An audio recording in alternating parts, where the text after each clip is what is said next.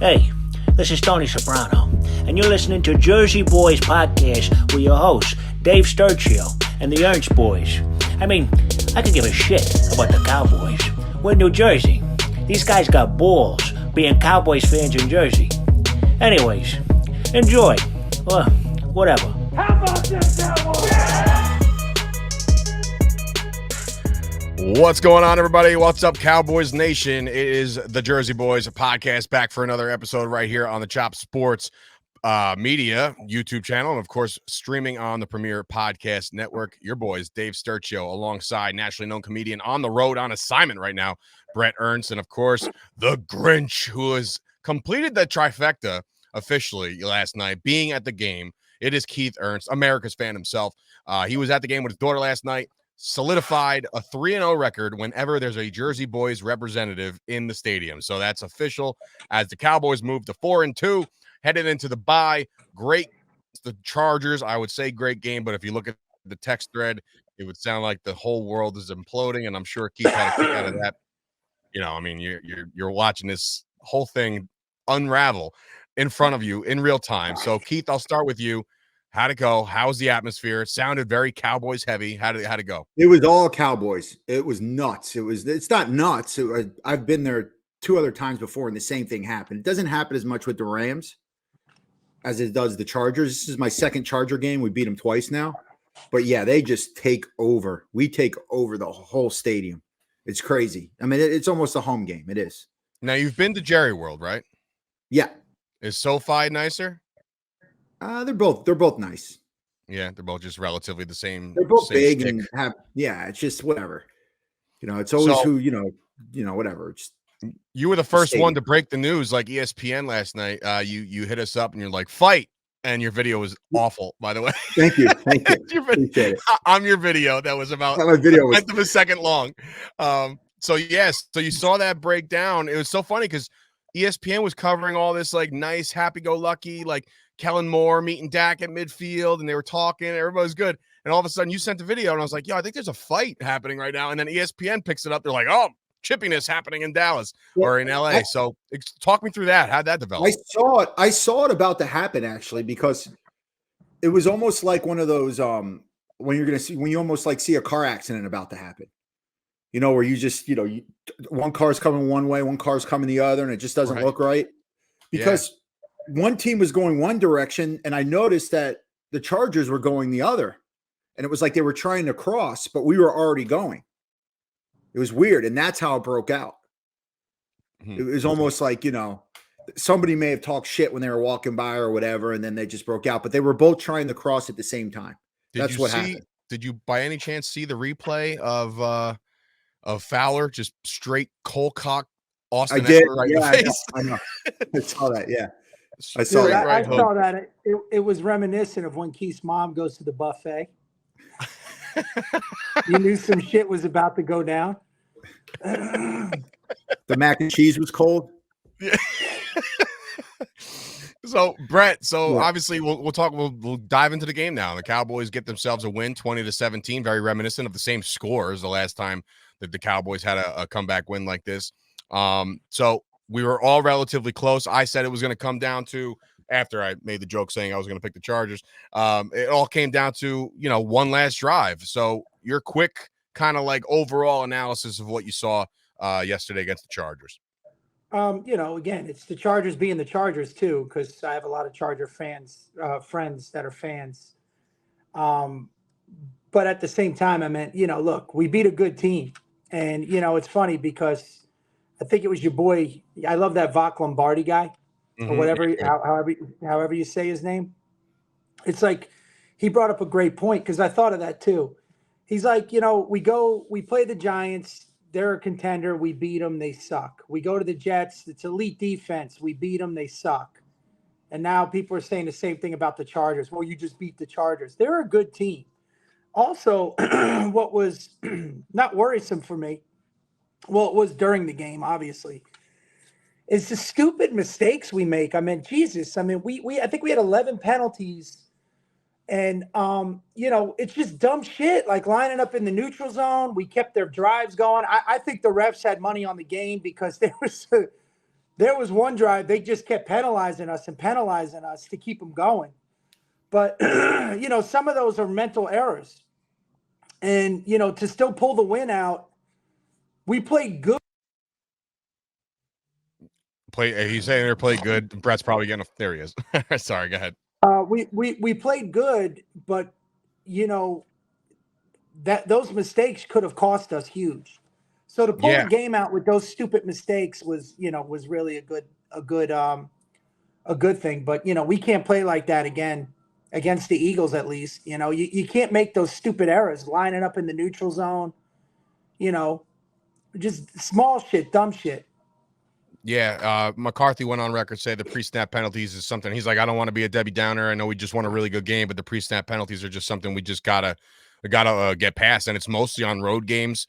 He made mention of that, saying like maybe the crowd is getting involved too much, but again, it was all or a lot of Cowboys fans out there in LA. But yeah, so that's the other thing too. You would see a play and the crowd would cheer, and I don't know if it went for or against the Cowboys. Yeah, right. It was wild. Keith, look, we'll talk about the specifics. Dak Prescott, your overall analysis about Dak going against his old offensive coordinator. So basically what this means is I don't know. I guess what I'm really trying to break down and get your critique from being there, seeing it live, this offense is still just kind of, I understand that they moved the ball and Dak had himself a nice day, but I feel like there's way too many opportunities that are left on the field and they're running the ball way too much, specifically with Tony Pollard, who I feel like if he's not breaking something big off a broken play, I don't know if I don't know if he could be a bell cow. I don't know. Am I wrong by assessing that? Well, the thing is, though, and you guys made a remark about Deuce Vaughn a couple weeks ago about, he's not. Tony Pollard doesn't. I mean, there's nowhere to go.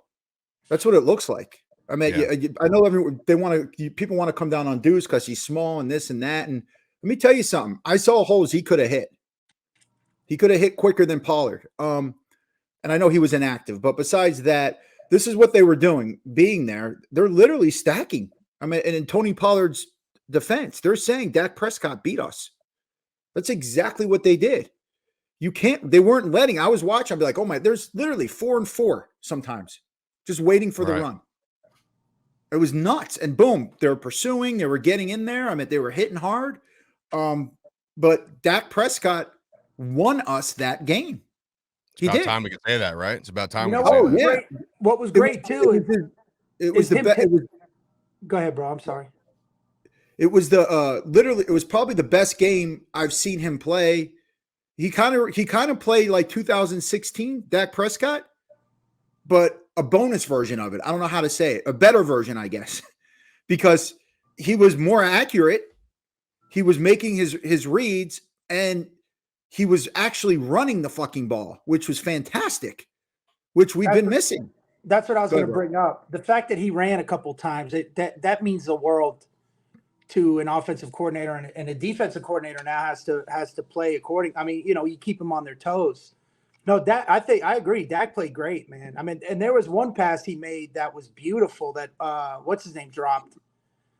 There was 2 passes that Mike Gallup dropped a touchdown right in his hands. Yeah, Gallup alligator arm that one for sure. I mean, there was another drop too. That was a bad pass to Pollard when he was wide open. But he missed that one. Dak missed that one. No. He said he missed that one. He did, but Nick Eatman, I was listening to him, and he broke it down. He's like, a lot of people are talking that. If you watch that play again, look how close the safety is to Pollard. He's like, where he was trying to throw it, it would have been either Pollard's going to get it or the cheerleaders are going to get it. Because if he would have been a little more inside, that may have been picked off. So it was kind of it was not a bad pass when you think. I mean, you have to be super crisp to do what he was trying to do. You know what I mean? Yeah, but at least he gave it a shot. He was open. I think if he threw it a second earlier, I mean, he held it a little too long. And that's another problem that Dak definitely had yesterday. Dak Prescott held onto the ball a little bit too much. I mean, I'm sure it was frustrating to see it live. The charge on 4, you know what I mean? And our offensive line was getting pushed back a little bit. Khalil Mack is an all-world player, so it's not like I can write too much about that. You know what I mean? Like, it is what it is. That's what's going to happen. Well, I mean, look, nobody's going to play a perfect game. No. But, I mean, not to come down on that not to just point that out, because I think Dak played a fucking amazing game, man. I mean, he was accurate. And he was avoiding bringing up that Pollard pass. I mean, wait. It's Keith. Why I gotta know this just because you're the statistician, the rain man of the group. So yesterday, Dak Prescott's 18-yard touchdown run. Did you see the stat? No, what was it? What did it say? Okay, so that's the longest. First of all, it's the longest run of his career for a touchdown. For a touchdown. Okay. Yeah, for a touchdown, it's the longest of his career. But it's the longest since 2011. This Dallas Cowboys quarterback touchdown run. Who was it? What, in 2011? Yeah. All right. So Dallas Cowboy quarterback had a touchdown run in 2011. 29 yards. And the easy answer is Tony Romo. But I know it's not. That's what I said. I was like, they flashed the stat. Yes, John Kitna. It is John Kitna. So it's funny because they flashed the stat. I missed the stat. And my dad was like, oh, that was the longest since 2011. I was like, yeah, who's the quarterback? And I was like, oh, wait, hold on. Let me get this, So I got John Kitna too. So I impressed myself with the Elvis Gerback reference last week. That was pretty good. I couldn't believe you got that. Bad, right? Not bad. Yeah. So look, Cowboys, they fought hard. I got to give it up. And you, again, seeing it firsthand is a whole nother world. The defense played great. I really do think the defense played great. Outside of that first drive, which obviously, it just seemed like, again, those first drives for the Cowboys, it's just weird how they just can't every time a good defense on a first drive. It's very, I don't want to say alarming because I do believe in this team's ability to come back, but not that much. So if you go down 14 or more, I feel like this is going to be tough sledding. If it's 7, maybe 10, I say like, they got a shot at this. That first drive definitely took the wind out of my sail, saying like, are we about to see another San Francisco game? Like, I don't know how it felt in the stadium. I didn't because the stupid penalties, and I saw the penetration that was happening. Go ahead, bro. You want to say something? No, I was going to say the offensive line didn't play well. That they did not play that well. You mean San Diego's? I mean the Chargers? No, but he's talking about the defense. Yeah, no, but he's trying to get in before that. But I got you. No, what I was going to say about the defense that I noticed, and Herbert missed a lot of passes too, by the way. A lot. But it's why he was missing them? Because they were getting yoked. They were getting, bro, I'm telling you. Same thing I noticed against the 49ers when I watched that game back. Dude, our team hits. They fucking hit. And they were stroking again. I'm talking about even the O-line. I mean, that's why Herbert had happy feet. I mean, our guys are coming after him. They're coming after any team they play. They're coming, as they say. We saw that on TV. You could see that on TV as well. Yeah, it was something. It was a great sight. So I meant seeing that and then seeing the reason why, because even like something you can't see on TV is when I can see the receiver breaking and at the same time I see Herbert trying to get the ball to him, and it's just really good defense that's preventing. And I know it looks like a bad pass or whatever. A couple times he hit his arm was hit in the motion. So we were in there. It was you got to shout out our defense. Obviously our defense. It was, I would say, every other game this year that we won, the defense won the game for us. This was an equal fought game. Mm-hmm. Offense and defense both contributed equally, and we won a game as a team for the first time. Possession, we only lost by 1 minute. Well, we also our special teams. I mean, other than Aubrey Maddock, but the special teams didn't play that well either. To me, I would say the lowest grades go to the O-line and the special teams because think about it. That one play was stupid when with Turpin, but he didn't know that he thought the ball that he touched the ball. Turpin didn't touch it. Nobody touched it, But my question is this: is it not a rule? Is it not a rule that you can't get blocked into the receiver when he calls for a fair catch? Well, that's the thing. If it's the Cowboys, if it's the Cowboys that block him in, but the ball never touched Turpin. The guy, I forgot who it was that. It was Tolbert. It was Tolbert. It was Tolbert. Yeah. Jalen Tolbert. He thought it touched her. He thought it did. Right. Yeah. Couldn't really see. And that's a heads up play on Tolbert's behalf. That's a heads up play. Right. Yeah. But Turpin needs to be well aware. Turpin needs to be like, yo, I didn't touch it. You know what I mean? Like, but he's already in the moment. It's just crazy how that was such a big. And then they had that kickoff return, that punt return, which was a big return. Yeah. but I mean, again, I think overall this was a good win, and it was a good team win. Offense and defense both play pretty well. Yeah, the Chargers, we only punted 3 times out of 11 drives, I think, which is pretty good. We get, and one, what I said, sustained drives, 1 time of possession. Like I said, it was only a minute. Don't give them short fields. We gave them the short field with that punt. The fumble I meant. But we fought back, and our offense responded, and our defense, shut down. And when you look at there was a play too where I thought Brandon Herbert got the first down, and it was inside like the 10-yard line or around the 15, where he ran and he jumped. His knee hit. Yeah, Justin Herbert. Did it though? Because I was like, wow. Yeah. It hit, but how far was he? Was he that? He must have been really close then. About an inch. Yeah, it was pretty damn close. And then that play that they called was a stupid fucking play. That is your Kellen Moore special trying to light up the scoreboard. Dude, you have an inch to go. What are you doing with that pass out? Whatever the hell that was. That was great. I was fine with it. But that was huge. Bro, how about can we talk about you want to talk about a player, a guy that literally has answered the call in all aspects of our defense, and that's Marquise Bell. Marquise Bell played an absolutely awesome game. This dude has stepped up, not only in the absence of Overshawn when that first happened, but now you're down LVE, right? And now your linebacking core is depleted, and this dude was popping guys. And exactly. It just, you can't say enough about that. Like, that's the kind of shit that you need to be a championship caliber team, is to have the depth like this. And Bland too, man. Bell and Bland. Bland had a fucking game-sealing interception in his hands, dude. That was a pick six, dude. That would have been a pick six. He broke on a couple balls where he was like, he dropped an interception, but I mean, that was just a hell of a play.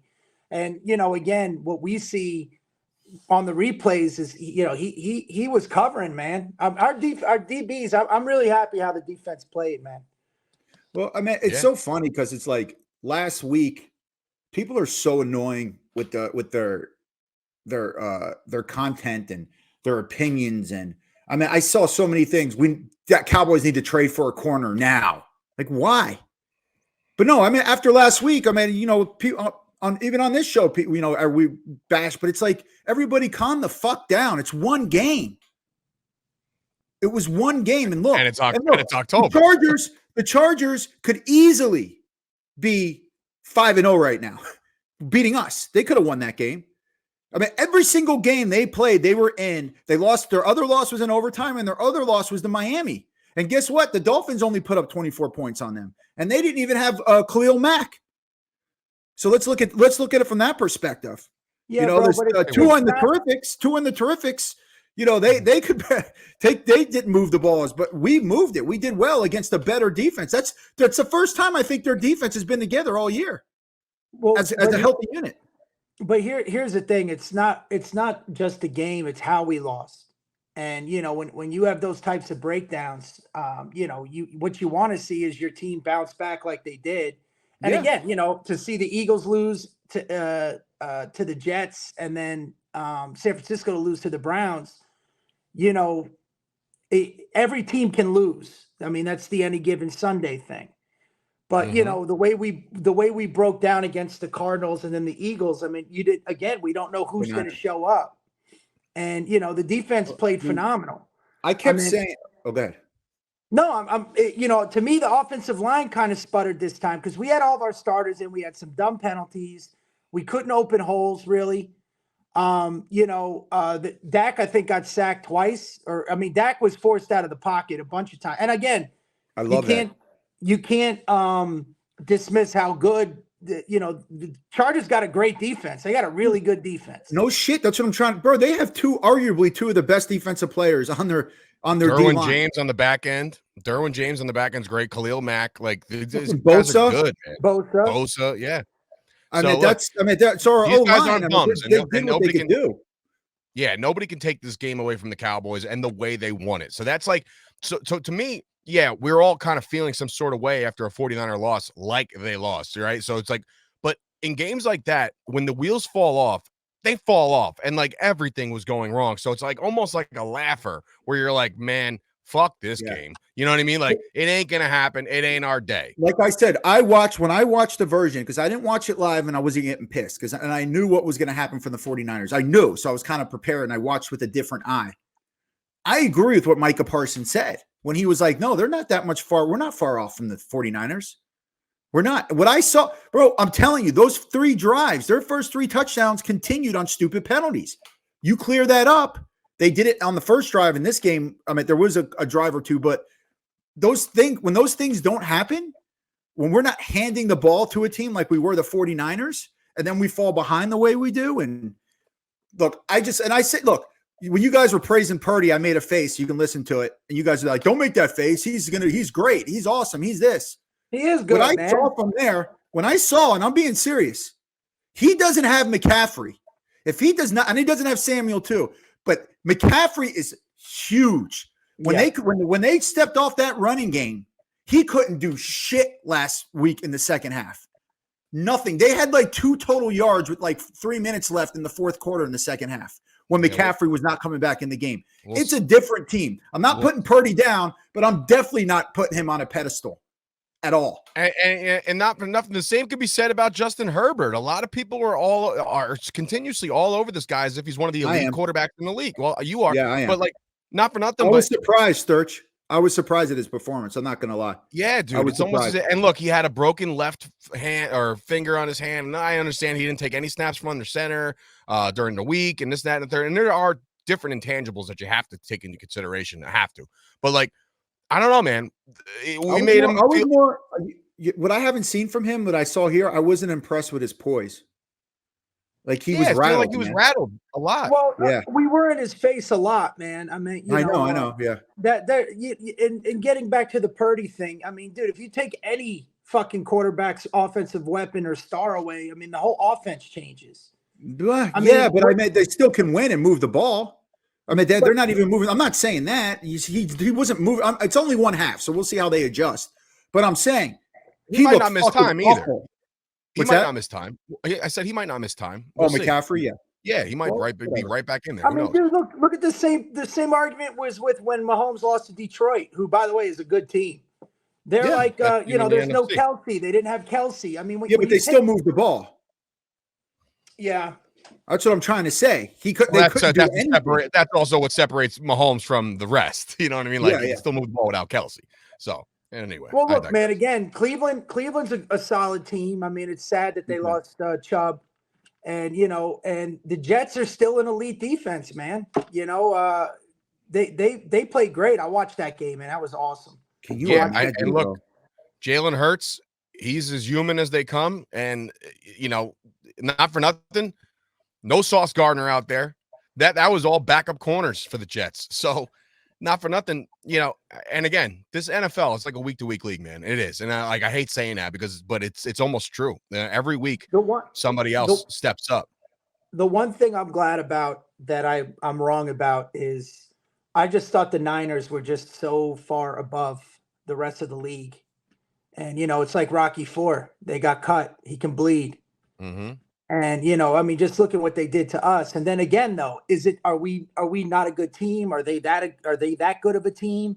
And then when you're looking at how we played, we got the W, but I mean, there's a lot of teams in the NFL that they got some bad calls too. San Diego did. I mean, there was that one personal fucking thing I thought was stupid. But I'll take the penalty. It's just football. But you can't get 11 penalties, and especially when you're going into the playoffs, we got to fix those mental errors. And the other thing, McCarthy's play calling was a little suspect. I mean, look, I'm glad we went for it on 4th down, but just give it to I just wasn't happy with the play called. Like, remember they tried the old push. Yeah, you've got 2 bruisers back there that you could just give the ball to get a yard. What's the white boy's name? Lepke. Give it to Lepke. He'll get a yard. Yeah. I don't know. I wasn't that bad. I don't think that call was that bad. It's bad because he didn't get it. Did you see? Did you read? Oh, go ahead. Yeah, I read the push thing. He said I didn't get enough push. I didn't get enough push. They didn't push my tush enough. And then as he was walking off, he goes, "Can we change that name, please?" Like he's done with it too. Like enough. I'm the tush push. The other thing that was a little worrisome is on that one drive, man. We were gassed up. I mean, granted, they were doing that 2-minute offense, the Chargers. We couldn't get any rotation in, and we were tired, and then we stepped up, and that like stuff like that stands out to me. You know what I mean? When we were down in the red zone, we stuffed them on. We didn't let them get in. That's the type of stuff you want to see your team do. Now, for me personally, if we erase maybe 4 penalties that were all on us, that was just stupid calls. And look, those 5-yard when it's a 5-yard penalty, but they still get the first down, or so that type of shit. That'll keep a team in a game. Where I think we should have had more points, and they should have had less, just maybe a touchdown less. Keith, what was your feeling when Justin Herbert let one rip? DeMarcus Lawrence gets a paw up and he catches his own pass and he runs it for first down. Dude. Bro, and I tell you, I'm like, if that's not indicative of how this game's gonna go, I don't know how it is. That was too quick, and that was pretty dope on Herbert's part too. Yeah, no, that was awful. Heads up, because I mean that's one of those where I'm like, yeah, like, and then I'm like, and I hear it, I'm like, what the hell? He's running. Right. Well, I didn't see the Dak fake for the touchdown. I was like, oh shit, because I thought that he gave it to Pollard and we got tackled behind the line. Bro, of you know, Dak was gone. I was like, what? What's that? He almost fumbled. Yeah, he did. I know. I saw he on that. Bobbled the ball on the way back. I'm like, oh god, like don't fucking. Have yeah.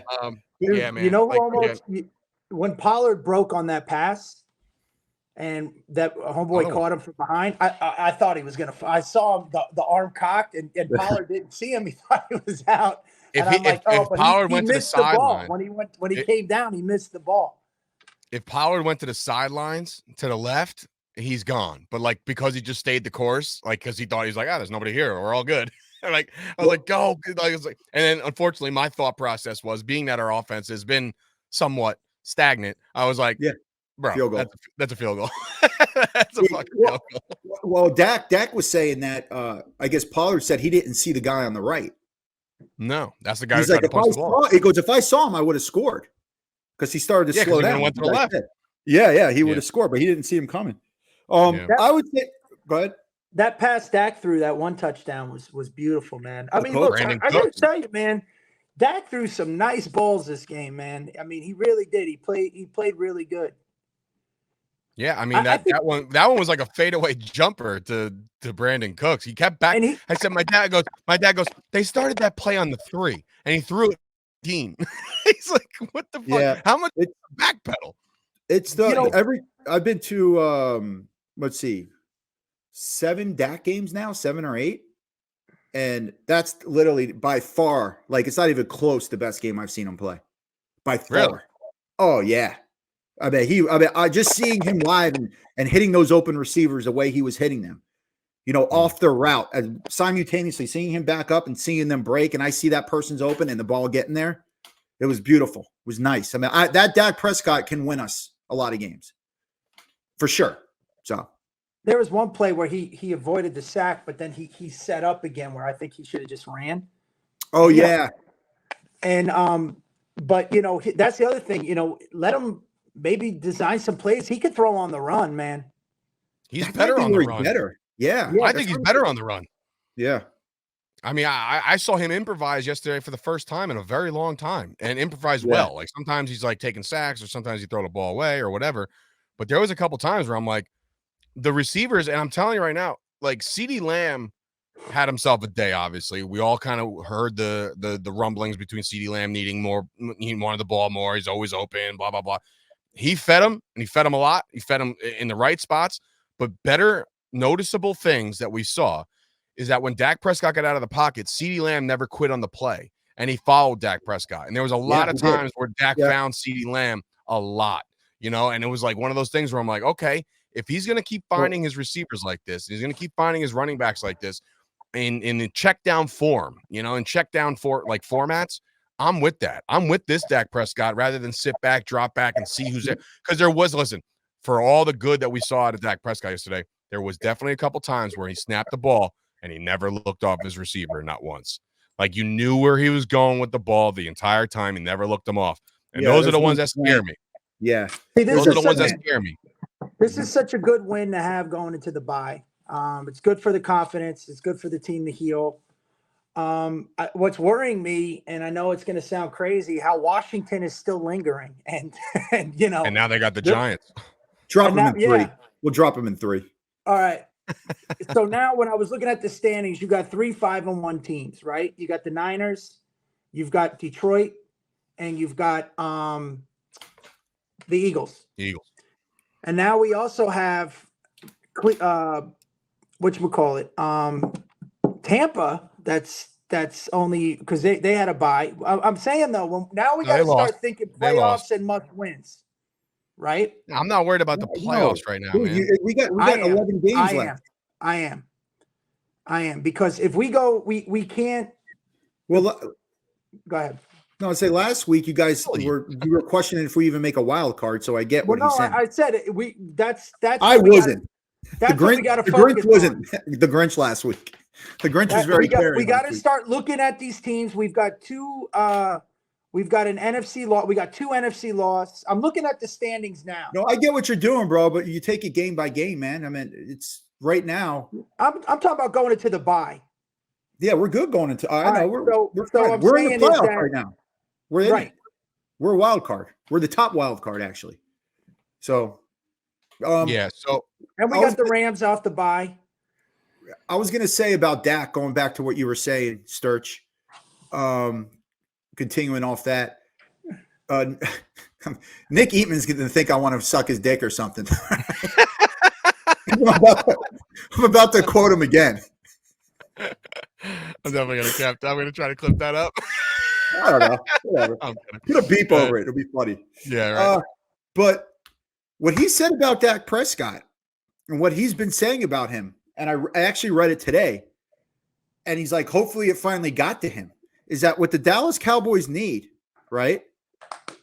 They need what Dak Prescott can't be a quarterback that plays football. He needs to be a football player that plays quarterback. I like that. Which is very interesting when you think about it. Oh, so shit.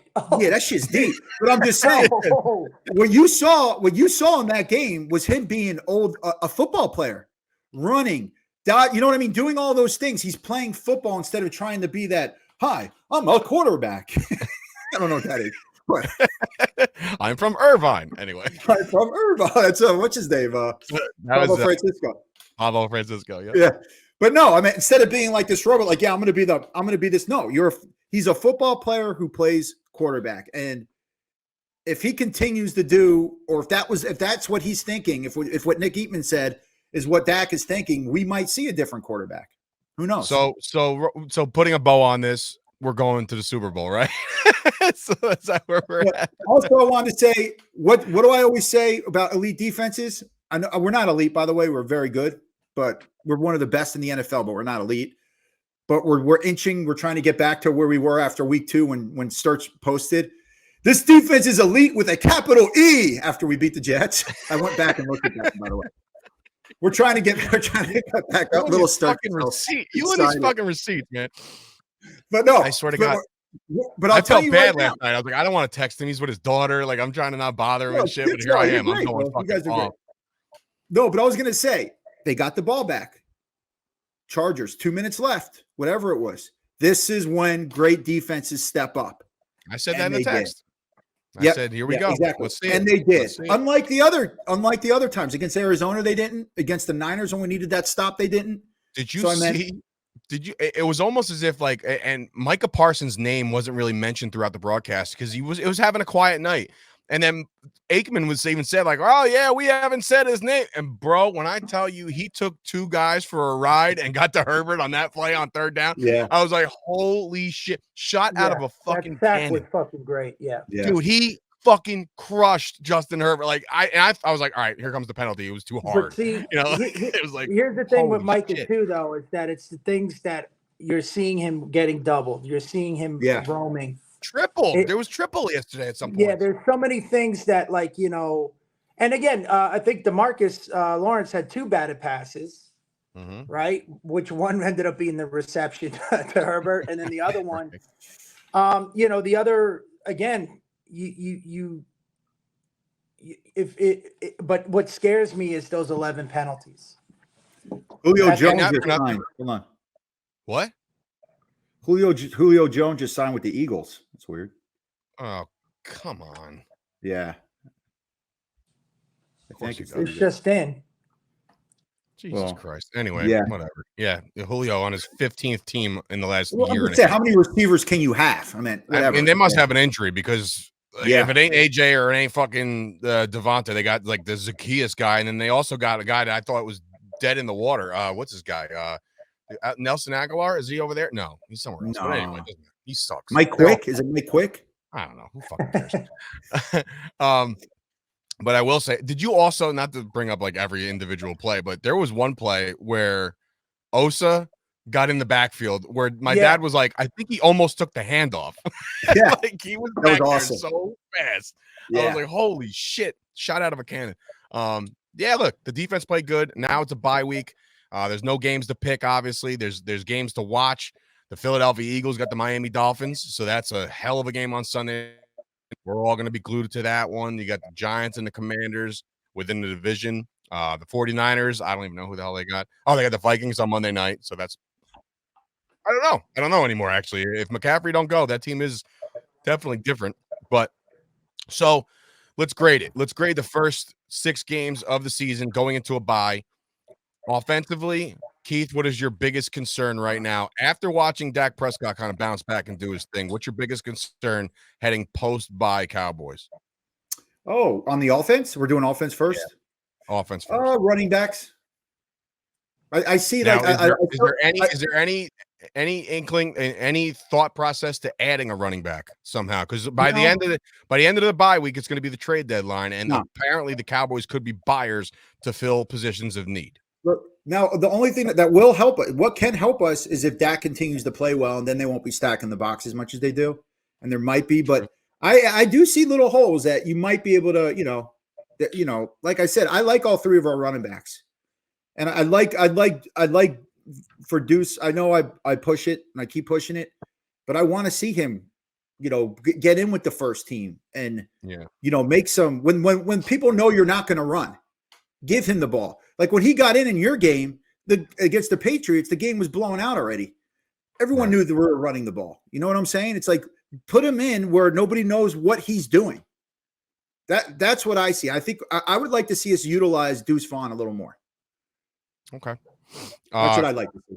Bret, when you look at the Cowboys offense, again, Dak Prescott has a abysmal game against the Niners, bounces back, has his best game probably of the year. Is there anything else that you're looking for improvement-wise post-bye? Well, let's be honest. I know. That's what I said. I thought about the same thing. It's funny you should mention that. Go ahead, Bret. No, what I was going to say is I like to see if we can. I mean, our offensive line. Well, look, first of all, our offense has been masked by our defensive play. This is the best offensive game we've had. Agreed. I'll keep going for him because I kind of sound like him. This is the best. This is the best offensive game that I've seen us play. Even getting in the red zone, we got some touchdowns. Offensive line is still tender. I don't think they played. I mean, they played a good game, but we need some more depth there. And as far as running, I love Rico, man. I mean, he runs hard. And we still got Malik, don't we, on the practice squad? I don't think we need a running back at all. All right. And, in receiving wise, Gallup dropped some passes. There has to be a little bit more synergy, I think, between those two. But again, man, this game was very promising. I mean, I couldn't have asked for a better game going into the break. Yeah, I agree. I agree with both of your sentiments. I think I would like to see obviously more out of Gallup. If Gallup's going to be the outside number 2, to free up Cooks or free up Lamb in the slot, he's got to do a little better. He's got to come down with some balls. But what was very non-existent yesterday was the entire tight end room. Ferguson didn't do much. I definitely want to see those guys are so skilled. I really do believe that those guys can be game changers if given the opportunity. I know he caught one ball and there was like a personal foul hit on him. in that game. Derwin James is just infamous for doing that shit. The tight ends blew a couple of blocks, though. There was on a couple. Yeah, there was a couple. My guy missed a block. McEwen missed a block, but overall, just a little bit more production. Hendershot should be back probably post by, you would think, unless there's something more that I'm not reading. But that's the best thing about this right now is that they're relatively healthy. Outside of the obvious, LVE and Diggs being out for a little while. Outside of coming out of last night's dogfight, they came out unscathed. I think from what Mike McCarthy said, he thinks he got out of there with nothing significant at all. So Keith, flip it over to the defense. Obviously, they've played very well. They've changed games. They've taken over games, and then they grinded one out last night. Is there anything that's A, alarming, and B, they need to improve on heading into the backstretch where it's the Rams, the Eagles, the heavy hitters are coming? Well, I mean, obviously, what's the obvious?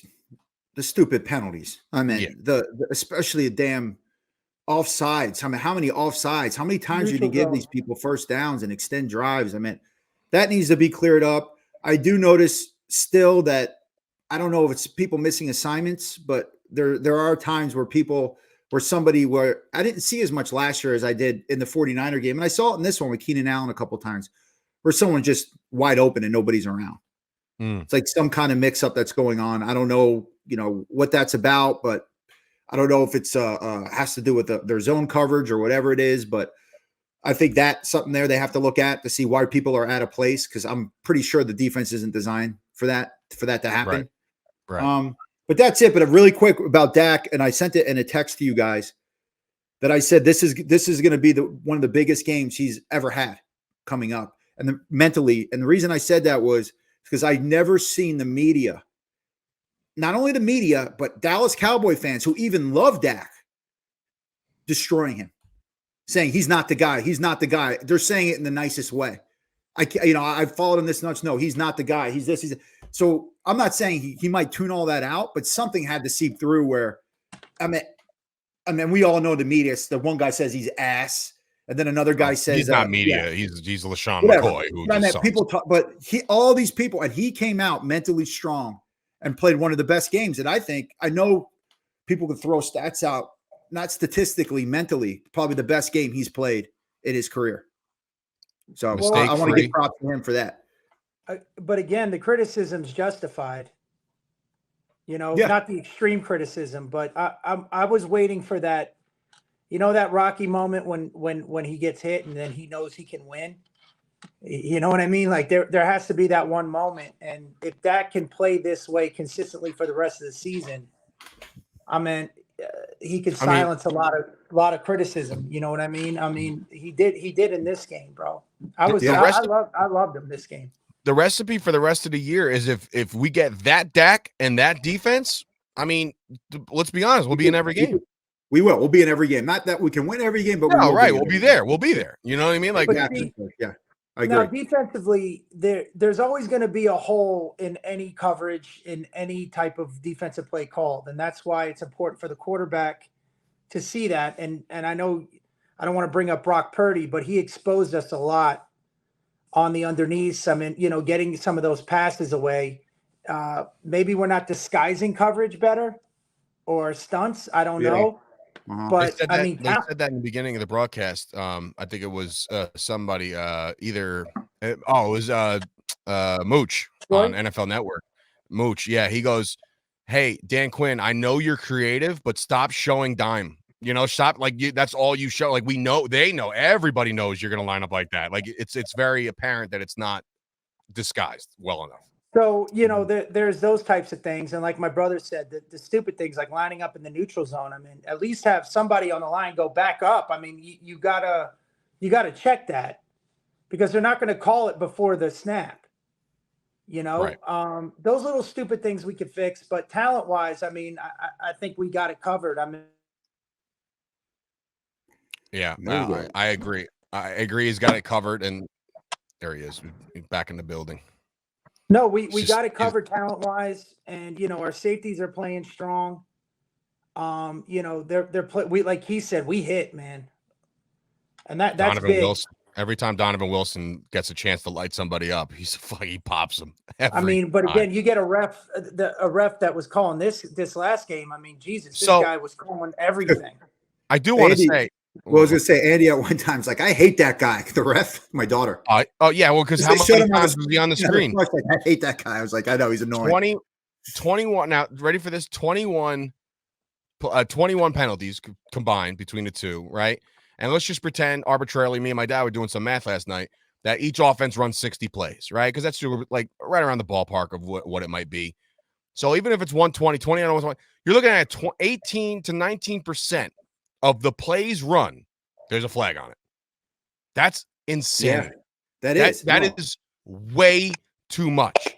That is to the point where it becomes, and I'm not like a get off my lawn type guy, but it's unwatchable. Every play or every other play or every 2 plays out of 10, like you're going to get some kind of penalty. And another one that they're cracking down on, which I'm sure you saw it live and we've all saw it on the broadcast, was illegal men downfield.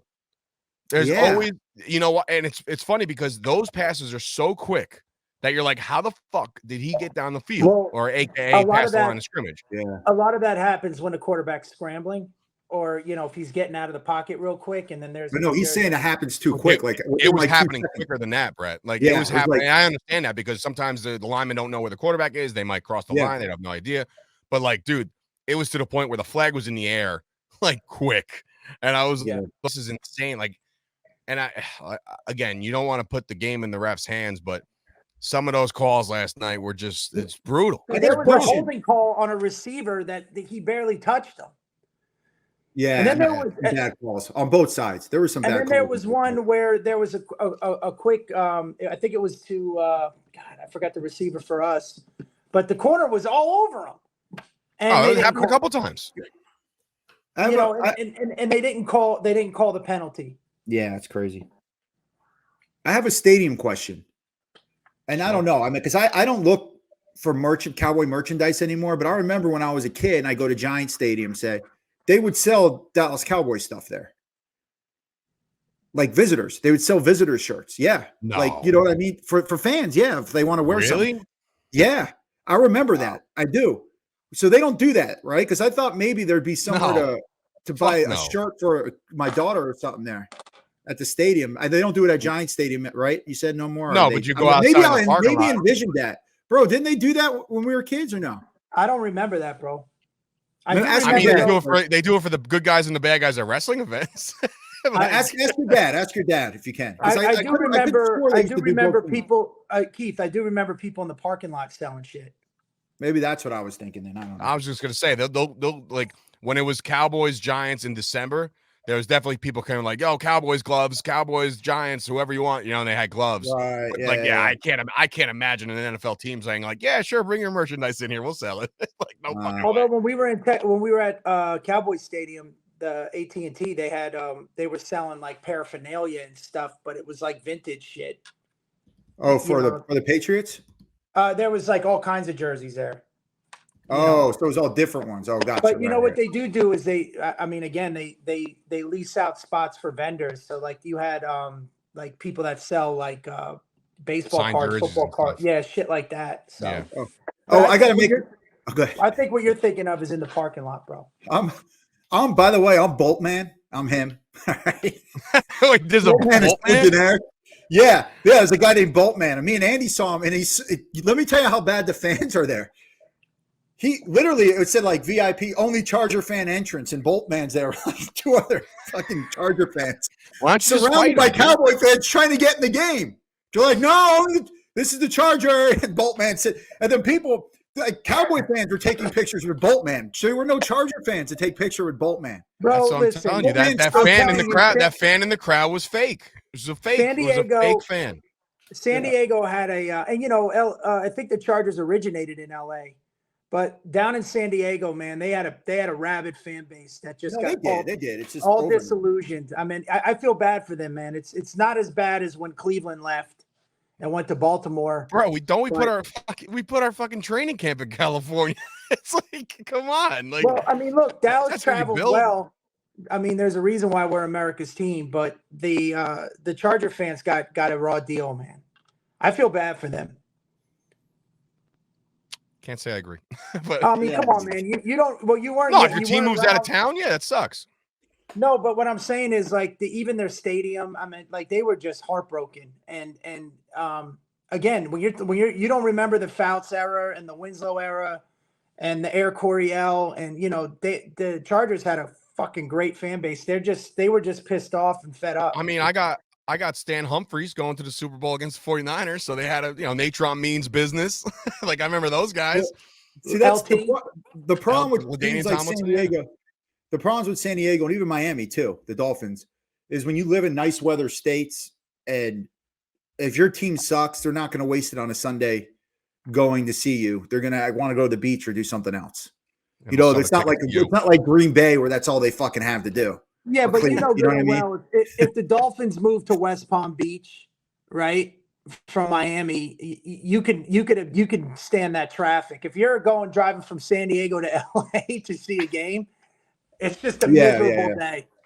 It's just a miserable day. Yeah, no, for sure. But you had a lot of LA fans. You're right. Yeah, no, it is messed up.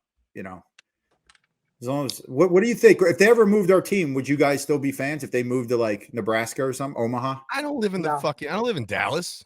I'm good. I know. No, if the Cowboys left Dallas, I'm not a fan.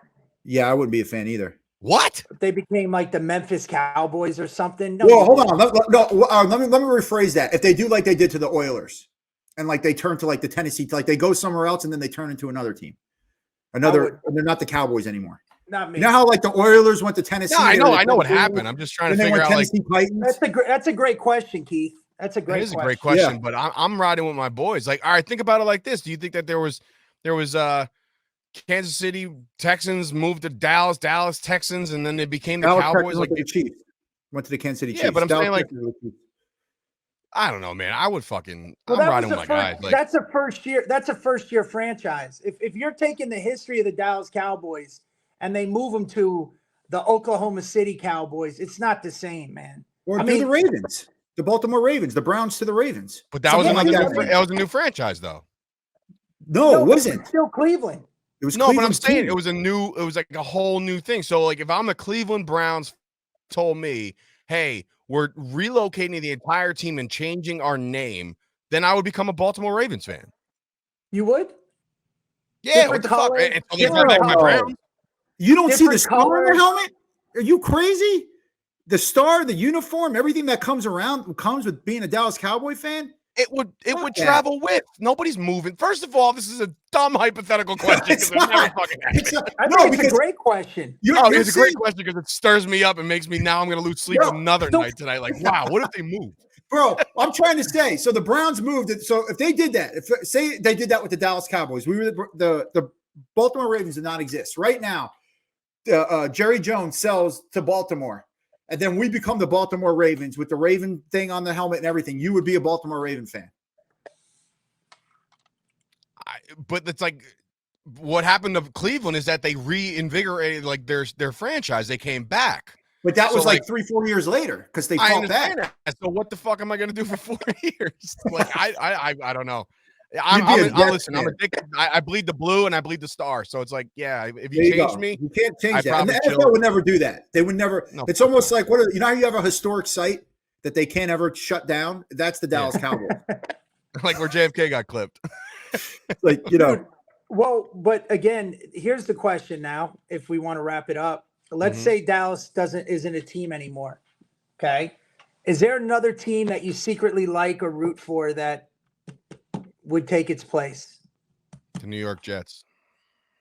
You know what? I like the Jets too, man.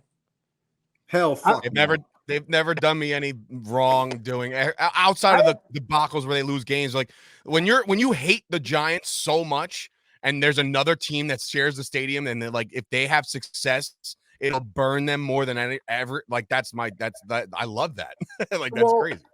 I like the way, because technically Philly lost to New York this year, right? So New Yorkers got a win over Philly, even though it's not the Giants, but it's not the same sting. There's 3 teams that I secretly, I've never root for against the Cowboys, but I kind of like, and it's the Jets, the Browns, and for some reason, I love the Raider mystique. I was gonna say every single those first two teams, it's more you feel bad for them. That's why you like and root Well, I for was them. a Sunrise Spartan, dog. Yeah, because the Browns haven't done shit, and either have the Jets won a Super Bowl when back when. At least the Raiders have a little bit of history, but I couldn't, man. I don't know. I'd probably just I don't know. I probably maybe the the Sasquatchian Rough Riders, the ones from the Canadian Toronto Argonauts. Yeah. Did you just say the Sasquatch, the big one? Saskatchewan Rough Riders. He said the Sasquatch. The Sasquatch. That's amazing. That's what I'm going after right there. All right. That's Well, looks like next year's podcast. Welcome, everybody. Some franchises that'll never leave, and Dallas and the Yankees are probably the two that you can't change. And Lakers, it'll never happen. Lakers, it'll too, never probably. happen. So this has been another episode of the Sasquatch podcast. The Cowboys are 4-2, headed into the bye. We'll be back next week to preview, I guess, the Rams game. And listen, it's a dreaded 1:00 start in Dallas. You know damn well that they just don't start fast in these games. So we'll prep you for that. Join us again right here on the Premier Podcast Network, and of course YouTube, the Chop Sports Media YouTube channel. For Dave Sturchio, Bret, and Keith Ernst, this has been another episode of the Jersey Boyz Podcast. We'll see you guys next week. Hey, this is Tony Soprano, and you're listening to Jersey Boyz Podcast with your hosts, Dave Sturchio and the Ernst boys. I mean, I could give a shit about the Cowboys. We're in New Jersey. These guys got balls being Cowboys fans in Jersey. Anyways, enjoy. Well, whatever.